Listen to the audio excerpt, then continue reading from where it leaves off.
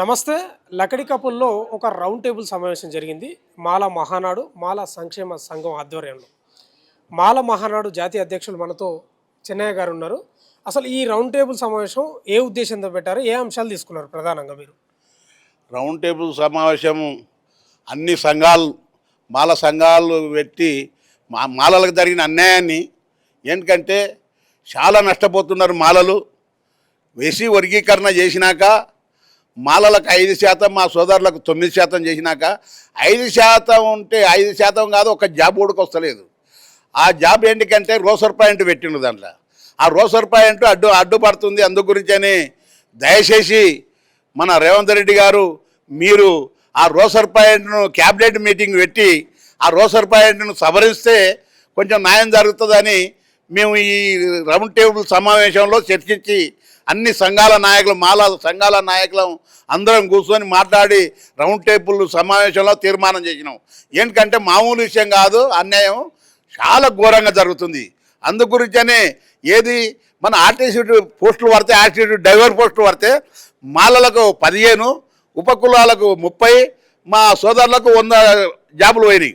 అంటే ఇట్ట రోసర్ పాయింట్కి వెళ్ళి చాలా అన్యాయం జరిగింది. అందు గురించనే దాన్ని సవరించాలి.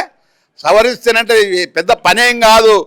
రేవంత్ రెడ్డి తలుచుకున్నాడంటే అది క్యాబినెట్ మీటింగ్ పెట్టి ఈ రోసర్ పాయింట్ను సవరిస్తే న్యాయం జరుగుతుందని మేము అది కోరుతున్నాము. అందు గురించనే మా జనాభా లెక్కలు 2011 జనాభా లెక్కలు తెచ్చి ఇప్పుడు తక్కువ చూపించారు మాకు. దాంట్లో కూడా చాలా అన్యాయం జరుగుతుంది. దాన్ని కూడా మీరు దృష్టిలో పెట్టుకొని మాకు న్యాయం జరిగేటట్టు చేయాలని మేము కోరుకుంటూ, అదేవిధంగా మా బత్తల రాంప్రసాద్ మాట్లాడతాడు. అంటే ఇప్పుడు ప్రధానంగా ఎంఆర్పిఎస్ వాళ్ళు ఈ వర్గీకరణ అంశం గురించి చాలా ఏళ్ళ నుంచి కొట్లాడుతున్నారు. అసలు నష్టపోతున్నది మేమని చెప్తా ఉన్నారు వాళ్ళు. నష్టపోయేది కాదు, మేము 30 సంవత్సరాలు 35 సంవత్సరాలు ఉన్నట్టు పోరాటం. ఆ పోరాటం చేసుకుంటూ ఎంతో ధర్నాలు చేసినాం. ఏదో ఆగస్టు 11 అప్పుడు ట్యాంక్ బండి కాడ కూడా చచ్చిపోయినరు 600 మంది వికలాంగులు అయినరు. మాకు అన్యాయం ఎట్లా జరుగుతుంది ఇప్పుడు చూడరాదు. వాళ్ళకి 9% అంటే వాళ్ళకి న్యాయమే కదా. మాకు 5%లో రోసర్ పాయింట్ పెట్టిండ్రు. వీళ్ళు ఎట్లనన్నా వెనక పడకోకని. అందు గురించి అన్యాయం జరుగుతుంది మాకు. ఆ రోసర్ పాయింట్ను సవరించాలని మేము డిమాండ్ చేసి ఇలా రౌండ్ టేబుల్ సమావేశంలో తీర్మానం చేసినాం. అంటే 2 తెలుగు రాష్ట్రాల్లో మాలలు ముందంజలో ఉన్నారు. వాళ్ళు ఆర్థికంగా అనుకోండి, ఉద్యోగాల్లో అనుకోండి తీవ్రంగా నష్టపోతుంది మాదిగ ఉపకులాలు. అందుకే వర్గీకరణ చేపట్టినాం అనేది గతంలో ముఖ్యమంత్రి చెప్పిండు. ఎంఆర్పిఎస్ నేతలు కూడా అదే మాట్లాడుతున్నారు. వాళ్ళు ఏదో ఎవరో ఎవరిని చూసి భూతాతంలో చూసినట్టు చూస్తున్నారు. మాలలను ఎవరు లేదు, మా ఇండస్ట్రీలో లేవు. వాళ్ళు ఇండస్ట్రీలో ఉండరు, సినిమా హీరోలు ఉండరు. లిఫ్ట్ క్యాప్ ఉంది వాళ్ళకు. ఏది చెప్పులు బూటు పాలిష్ చేసేది వాళ్ళే, లిఫ్ట్ క్యాప్ వాళ్ళదే. మాన్యాలు ఉన్నాయి, మాకు మాన్యాలు లేవు, కులవృత్తులు లేవు. మాలలకు చదువుకునేది ఒక్కటే. మేము ఏడ ఉన్నాం. మా వాళ్ళు కూడా ఎండి చీరలు కట్టుకోలేదు మా ఆడపిల్లలు. మా వాళ్ళు కూడా గరీబ్ వాళ్ళు వెనక ఉండడం కానీ అన్యాయం జరుగుతుంది. వాళ్ళకే ఇండస్ట్రీలో ఉండరు. మొన్న గెలిచిన కూడా ఆయన మొత్తం ఎంఆర్పిఎస్, ఎందరూ ఎంఆర్పిఎస్లే. మా దాంట్లో ఏడ ఉండరు. అందు గురించనే దయచేసి మాలలను ఎవరో డబ్బు ఉంది వాళ్ళతో మాలలు డెవలప్ అయిందని అనొద్దు. అందరూ వెనకబడే ఉండరు. మాలలకు అన్యాయం జరుగుతుంది. ఇది న్యాయం చేయాలి అని మన ముఖ్యమంత్రి గారితో మేము నిమ్మరాణం ఇవ్వడానికి కూడా పోతున్నాం. నేను నిమ్మరాణం ఇచ్చి ఇది న్యాయం చేయాలని కూడా మేము బృందం పోతున్నాం. బత్తల రాంప్రసాద్ అన్ని సంఘాల నాయకులు మేము సీఎం తోటి కలుస్తున్నాం. ఇప్పుడు మీరు ప్రెస్ మీట్ పెట్టింది రోస్టర్ పాయింట్లు అండ్ జనగణన అనేది పెట్టారు. జనగణనలో కూడా ఎట్లా అన్యాయం జరిగింది మీకు? జనగణనలో ఎట్లా అన్యాయం జరిగిందంటే ఆ రోజు నారా చంద్రబాబు నాయుడు మాలల మీద పగబట్టి 2011 జనాభా లెక్కలు తెచ్చి అదే జనాభా లెక్క కాకుండా ఇప్పుడు ఇంకా తక్కువ చూపించండి. జనాభా తక్కువ చూపిస్తే పుట్టతోళ్ళు ఉడతారు కదా, చూపించాలి కదా పుట్టతోళ్ళను. ఆ చచ్చిపోయిన బొక్కలన్నా చూపించాలి మాకు. అది ఉడకలేదు. మాలలను ఎంత వరకు అన్యాయం చేయాలి అనుకున్నారు, మాలలను ఎంత దొక్కాలనుకున్నారు అంత దొక్కుతున్నారు. అందుగురించే న్యాయం చేయాలి. ఇప్పుడు జనాభా లెక్కలు కూడా కరెక్ట్గా రాయాలి, కరెక్ట్గా లెక్కలు తీసుకోవాలి. మాలలారా దయచేసి మాలాని రాయిపించుకోవాలి, ఎస్సీ మాలాని కూడా రాయించుకోవాలని మేము పిలుపునిస్తున్నాం. వైపు ముఖ్యమంత్రి రేవంత్ రెడ్డి అసెంబ్లీలో ఆ సుప్రీంకోర్టు తీర్పు వచ్చినప్పుడే వీళ్ళు ఎన్నో ఏళ్ళుగా కొట్లాడుతున్నారు, వీళ్ళకి నిజంగానే అన్యాయం జరుగుతుంది, వీళ్ళ ఎస్సీ వర్గీకరణ మనం చేద్దాము అని అసెంబ్లీలో ప్రకటించండి కదా. మరి అసెంబ్లీలో ప్రకటించండి, ఎంతమంది ప్రకటించలేరు. నేను చెప్పేది నువ్వు బాబాసాహెబ్ అంబేద్కర్ ఇట్లా చేస్తారు అని కూడా అనుకోలేదు. నేను చెప్పేది నువ్వు ఏది ఎవరి భాగం, నాదే భాగం ఏది ఎస్సీల 59 కులాలు డెవలప్ కావాలని బాబాసాహెబ్ అంబేద్కర్ గారు రిజర్వేషన్ పెట్టినారు. వాళ్ళు వెనకబడినరు, నీవు వంచు అని లేదు. ఇది నీకు దమ్ము ధైర్యం ఉంటే పార్లమెంట్లో పెట్టు బిల్లు, పార్లమెంట్లో పెట్టు. తూర్తారుడు మెజారిటీ ఉంటే చేసుకోవచ్చు, లేకపోతే లేదు కొట్టేస్తుంది కేసు అని. నువ్వు ఏది లేకుండా దొడ్డిదారిన చేసేసి ఎస్సీ వర్గీకరణ చేసి అన్యాయం మాలలకు చేస్తే దొడ్డిదారిన అంటే న్యాయమూర్తులు వచ్చిండ్రు, కోటుదార వచ్చిండ్రు. కోటుదార కాదబ్బా, మీకు దమ్ము ధైర్యం ఉంటే పార్లమెంట్లో బిల్లు పెట్టు, పార్లమెంట్లో బిల్లు పెట్టి చేయి, వర్గీకరణ చేయి. తూర్తారుడు మెజార్టీ ఉంటే నీకు అయితే, తూర్తారుడు మెజార్టీ లేకపోతే నీకు ఎట్టయితుంది? అట్లా అయితే కాదని చెప్తే ఈ కోటుదార మోడీని పట్టుకొని న్యాయమూర్తులు పట్టుకొని కోటుదార చేసి వర్గీకరణ చేస్తే మాలోళ్ళు చాలా నష్టపోతున్నారు. మేము కూడా దానికి కౌంటర్ ఇస్తాం. కోటుదార వచ్చినందుకు మేము కూడా కోటుకోతాం. ఇప్పుడు ఈ ఎస్సీ వర్గీకరణకు వ్యతిరేకంగా ఏమైనా ఉద్యమాలు చేస్తారా? ఎందుకంటే రౌండ్ టేబుల్ సమావేశం పెట్టుకున్నారు ఈరోజు. ఏమైనా భవిష్యత్తులో ఉద్యమాలు చేయబోతున్నారా మళ్ళీ మీరు? ప్యూర్గా మాల ఎంప్లాయీలు కానీ, మాల ఎవరే కానీ, ఎమ్మెల్యేలు కానీ, మంత్రులు కానీ వాళ్ళ విని మేము యుద్ధం చేసేది. ఎవరి విన కాదు, మా వాళ్ళ విన యుద్ధం చేయాలి. ఎందుకంటే మా గురించి మాట్లాడాలి. మా గురించి మాట్లాడకపోతే మీరు నోరు విప్పబడినప్పుడు మేము ఉద్యమాలు చేస్తామని తీర్మానం చేసినాం. ఇప్పుడు ఉప ముఖ్యమంత్రి బట్టి విక్రమార్క, మాల వివేక్ ఉన్నాడు. వాళ్ళే పెద్దగా ఈ వర్గీకరణ విషయంలో ఎక్కడ అడ్డు చెప్పనట్లు కనిపిస్తూ ఉంది మనకు. అందు గురించే మేము నిర్ణయం తీసుకున్నాం. ఏంటికి మాట్లాడతలేరు, మీ ఇండ్ల విన దాడి చేస్తాము. మాల ఎమ్మెల్యేలారా, మాల మంత్రులారా, మాల ఎంపీలలారా, మీ ఇండ్ల ముందరనే మేము ధర్నా చేసి బేటి గుంజి మాకు అన్యాయం జరిగినప్పుడు మీరు మాట్లాడాలి. అసెంబ్లీలో కూడా మాట్లాడలేదు, మీరు మాట్లాడాలి.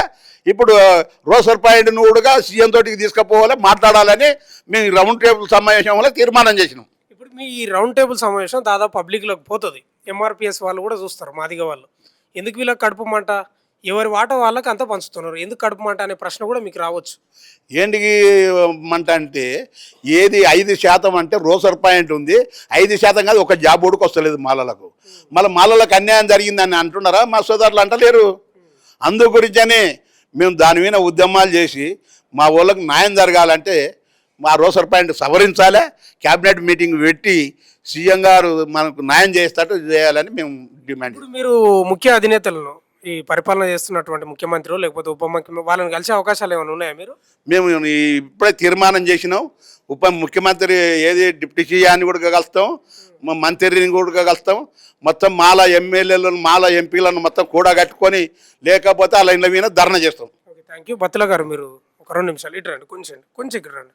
అన్న, ఏం చెప్తారు? ఈ రౌండ్ టేబుల్ సమావేశ అంశం ప్రధానంగా దేనికి ఉద్దేశించింది?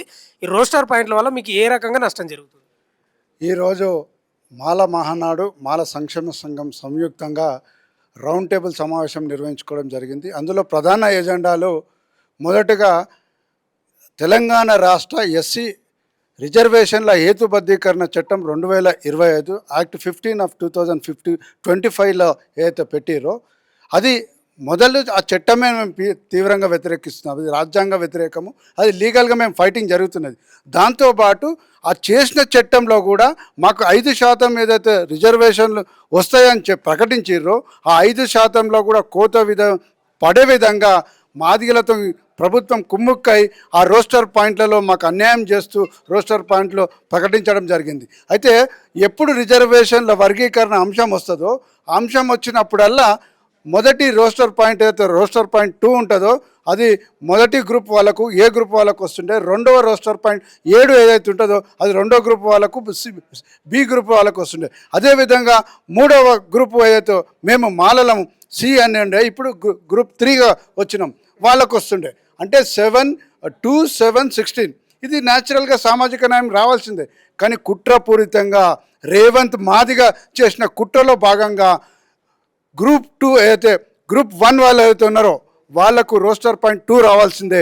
కుట్రపూరితంగా మాదిగలను తీసుకొచ్చి వచ్చే ఒక్క ఉద్యోగం ఏదైతే ఉంటుందో మాదిగలకు వచ్చే విధంగా గ్రూప్ 2లో వాళ్ళకు రోస్టర్ పాయింట్ 2కు ఇవ్వడం, గ్రూప్ 1 వాళ్ళకు ఎవరైతే ఉన్నదో రోస్టర్ నంబర్ 7 ఇవ్వడం జరిగింది. ఇది ప్రధానంగా కుట్ర జరిగింది. దాంతోపాటు మాకు మాలలకు ఏవైతే ఉన్నదో 26 ఉపకులాలకు సంబంధించిన మాల అనుబంధ కులాలకు సంబంధించిన అంశాన్ని రోస్టర్ నంబర్ 16కు రావాలి. కానీ రేవంత్ మాదిగా కుట్రపూరితంగా రోస్టర్ పాయింట్ 22కు మార్చిండు. ఆ రోస్టర్ పాయింట్ 22 కూడా డైరెక్ట్ ఇది మేల్ మాలలకు రాదు, మహిళా రోస్టర్ పాయింట్ అది.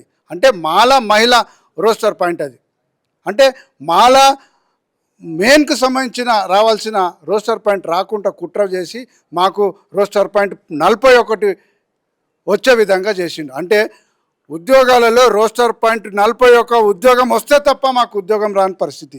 ఇంకో కుట్ర ఏంటంటే రోస్టర్ పాయింట్ 22 అయితే మహిళ ఉందో అక్కడ లేకుంటే ఇండైరెక్ట్గా మళ్ళీ మాదిగలకు వచ్చే విధంగా ఆ రోస్టర్ పాయింట్ అక్కడ పెట్టింది. అయితే ఇప్పుడు విదేశీ విద్యాలయం ఏదైతే ఉన్నదో అక్కడ రోస్టర్ పాయింట్ 22లో లేకుంటే లేకుంటే మహిళలు పురుషులతో ఫిలప్ చేస్తారు. కానీ